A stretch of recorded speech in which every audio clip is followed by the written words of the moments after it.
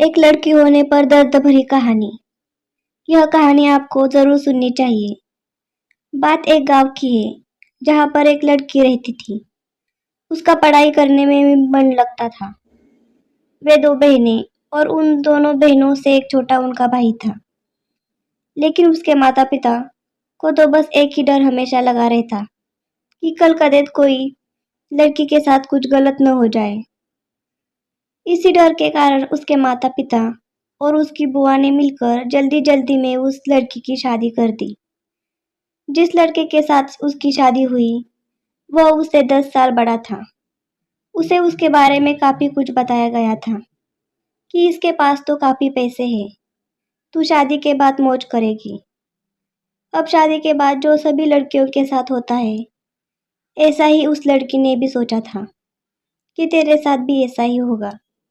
पर जैसे ही वह अपने ससुराल गई, वहां पर उसने पाया कि उसके ससुर की तो शादी से पहले ही मौत हो चुकी थी।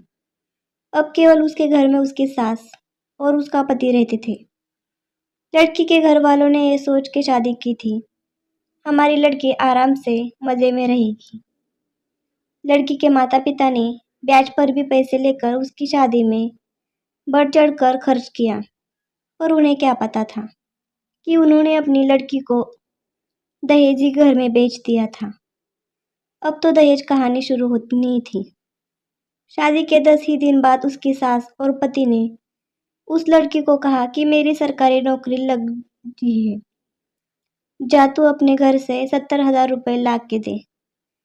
वह अगले दिन अपने घर आई तो उसने ये बात अपनी माँ को बताई। तब धीरे से उसकी माँ ने यह बात उसके पिता को भी बताई। उसके पिता ने सोचा कोई बात नहीं, अपनी बेटी से तो देने हैं। उसके पिता ने कहा कि ले बेटी ले जा, कोई बात नहीं। उसका पति जब भी घर से बाहर जाता तब वह हर चीज की ताला लगा के जाता और उसके एक कमरे में बंद करके जाने लगा।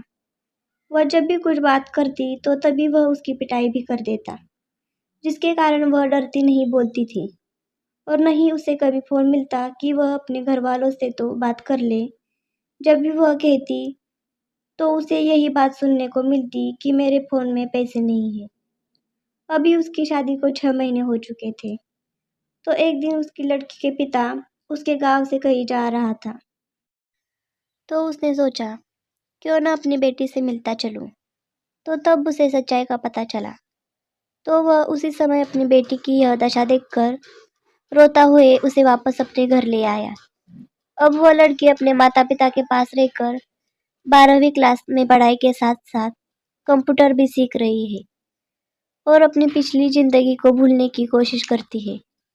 पर लेकिन कोई न कोई उसे फिर से उस जिंदगी को याद दिला देता है, जिससे उसकी रूह भी कांप उठती है। दोस्तों, आपको ये छोटी सी कहानी कैसी लगी हमें ज़रूर बताएं। साथ ही हमारे चैनल को like share subscribe. Thanks for watching video.